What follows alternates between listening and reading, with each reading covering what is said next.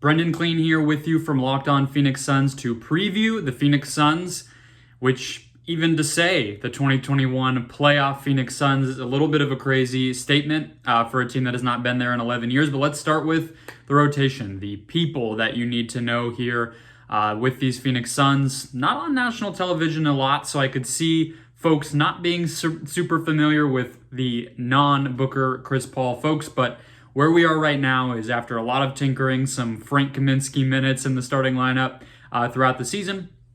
We now have Booker and Paul, of course, Mikhail Bridges, DeAndre Ayton, and Jay Crowder. That's the starting lineup. Those are the players who will be in those positions throughout the playoffs, barring some unforeseen changes here. Aside from that, Dario Saric, backup center, combo big man. He's a small ball option for them. Will be in the rotation, I would think.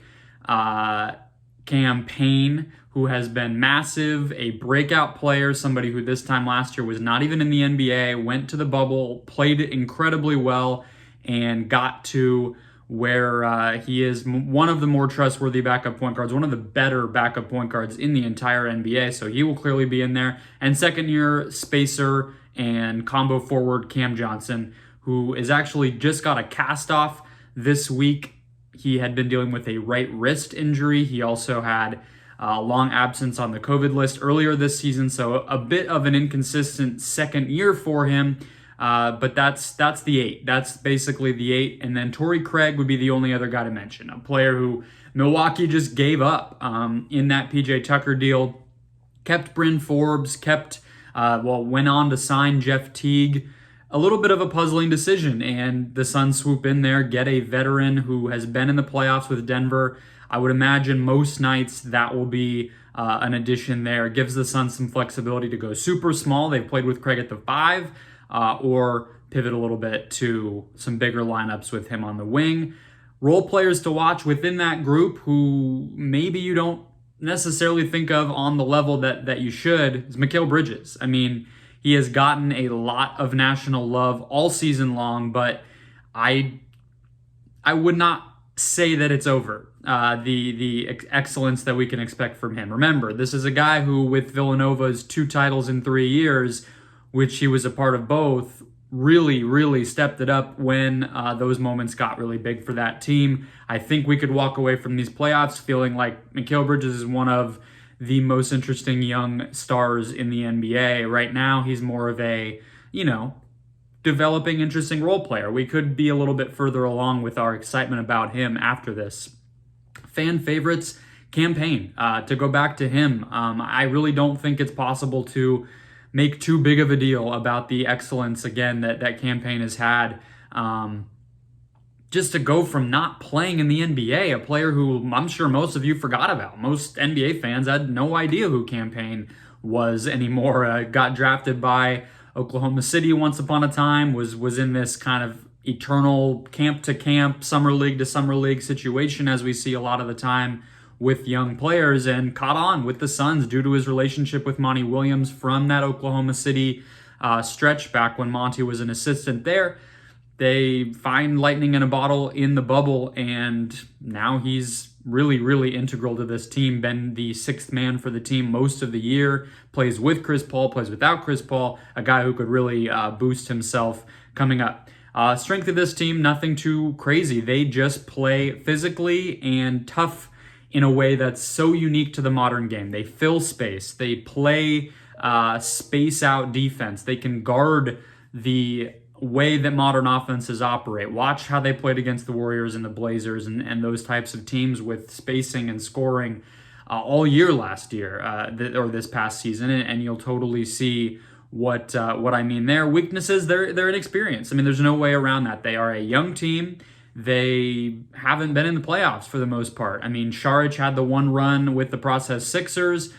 Crowder's been there constantly, Chris Paul, of course, as well, but Devin Booker, Mikhail Bridges, DeAndre Ayton, both Payne and Cam Johnson, these guys have not been in this spot, so that's the number one thing to watch there.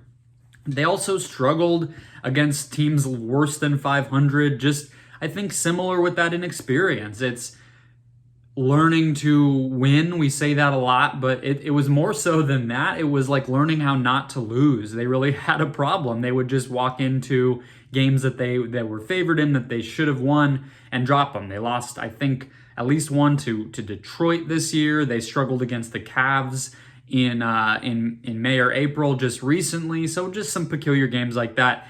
But there was a stretch not too long ago in April, late April, road trip where they beat Milwaukee, Philadelphia, and the Knicks, and then came home and beat the Clippers and the Jazz. So just an incredible stretch there. That was me at that point. For me, was all I needed to see. I felt like, okay, we're in business. They've shown everything that they need to show in the regular season. Ultimately did not get the 1 seed, which they put themselves in position for, but they can compete with anybody. So those slip-ups against the lesser squads, first of all, don't have to worry about it too much, assuming they do play the Lakers as we expect in the first round. But even if it's the Warriors, the Grizzlies, these are all teams that they will clearly get up for, and that's more of a regular season issue. Very low expectations for the young players in this whole thing. I think a lot of it's gravy. Yes, there is you want to maximize and sort of take advantage of what you were doing in the regular season. You don't want it to go to waste.